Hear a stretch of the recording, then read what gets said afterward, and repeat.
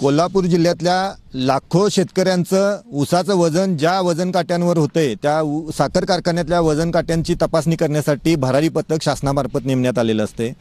ह्याच्यामध्ये साखर आयुक्त कार्यालयाने SOP दिलेला आहे, काटा कसा तपासायचा आणि काटा कसा तपासला ह्या दोन्हीची कागदपत्र आज आम्ही साखर सहसंचालकांना दिलीत। काटा तपासायची पद्धत सांगितलेली ती सगळी बाजूला टाकली। काटा चुकीच्या पद्धतीने तपासला म्हणून बरोबरच आहेत काटे, म्हणजे एखाद्या वेळेला शाळेचं पोरगं जर आपलं असलं तर ते पास झाले किंवा नापास झाला असा शेरा द्यायला लागतोय, पण ह्या मास्तरांनी मात्र सगळ्याच वजन काट्यांना काटे बरोबर आढळले अशा पद्धतीचा शेरा देऊन आपली पाकिट संस्कृती वाढवलेली आहे। ह्याच्यामुळे शेतकऱ्यांचा काटा 10% मारला जातोय, म्हणजे ज्या शेतकऱ्याचा ऊस 100 टन जायला पाहिजे तिथं कागदोपत्री 90 टन जातोय। शेतकऱ्यांची ही मोठ्या प्रमाणात फसवणूक सुरू आहे।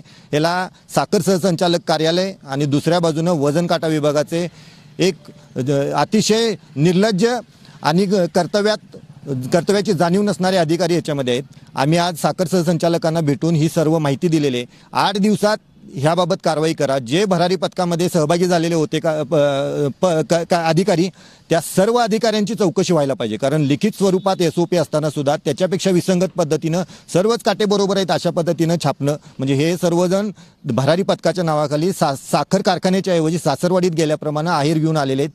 त्यामुळे ह्याचा वजावाटा संभाजी ब्रिगेड इथनं पुढच्या काळात काढील। शेतकऱ्यांना आम्ही आवाहन करतो की इथनं पुढे हातात दांडकं घेऊन ह्या अधिकाऱ्यांच्या मागे लागल्याशिवाय हे वटणीवर येणार नाहीत।